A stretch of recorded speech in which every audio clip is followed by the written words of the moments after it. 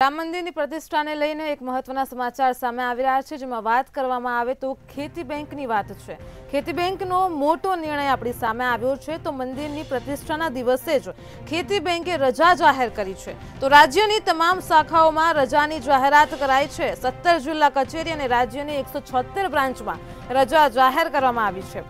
ખેતી બેંક સમગ્ર રાજ્યની શાખાઓ પર દિવાળી મનાવશે, તો કર્મચારીઓને રજા આપીને ઉજવણી કરવા માટે પણ આહવાન કર્યું છે।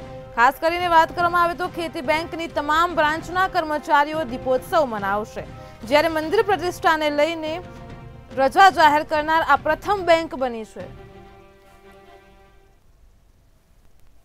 સાગર એવા મર્યાદા પુરુષોત્તમ ભગવાન શ્રી રામનું અયોધ્યા ખાતે મંદિર ખૂબ લાંબા સમય બાદ 22 જાન્યુઆરીના રોજ પ્રાણ પ્રતિષ્ઠા થઈ અને ખુલ્લું મૂકવા જઈ રહ્યું છે। સમગ્ર ભારતીય પ્રજાજનો અને વિદેશમાં વસતા ભારતીય લોકોનું સ્વપ્ન સાકાર થવા જઈ રહ્યું છે અને સમગ્ર ધર્મપ્રેમી ભગવાન રામચંદ્રજીના ભક્તજનોમાં ખૂબ હર્ષ અને ઉલ્લાસ છે।